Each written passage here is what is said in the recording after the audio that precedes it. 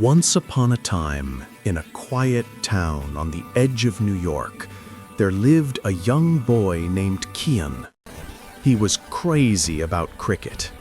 Every evening he ran to the dusty field behind his school, bat in hand, dreams in his eyes. He wanted to play for his school team, but every trial, every attempt ended the same way. He wasn't picked. And slowly, he stopped trying. He started believing what others said.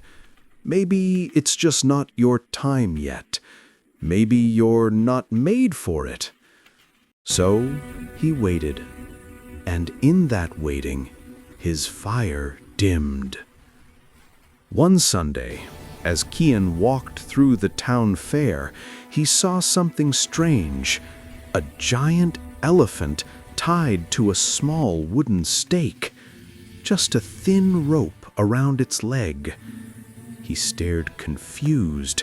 That elephant could easily break free, but it didn't even try. He found the old trainer nearby and asked, "Uncle, why doesn't the elephant pull away?" The man smiled and said, "Because when it was young, it tried, but it wasn't strong enough then, so it gave up. Now, even though it could break free, it believes it can't." That sentence stayed with Kian the whole night.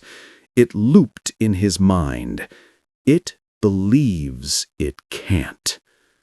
He thought about his cricket bat, lying in the corner of his room, gathering dust, and he realized something painful. He was that elephant. He'd stopped trying because he'd failed once. The next evening, he walked back to that same empty cricket field. The sun was low, the air heavy.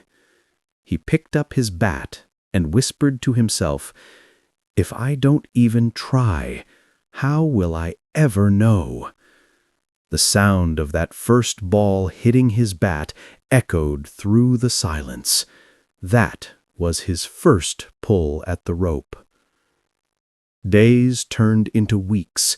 He practiced every morning before school, alone, barefoot on dew-soaked grass. Sometimes the ball would spin away. Sometimes it would hit his pads. Sometimes it would hit him hard. But he didn't stop, because every missed shot, every bruise was one more tug at that rope that once held him back. One Sunday, his coach noticed him. "You still come this early?" the coach asked. Kian nodded. The coach smiled, tossed him a new ball, and said, "Let's see what that rope is made of." That week, Kian was picked as a practice substitute. Not a big win, but enough to feel the rope weaken. Then came his first match chance. He walked to the crease, hands trembling, heart thudding like a drum. The bowler charged in.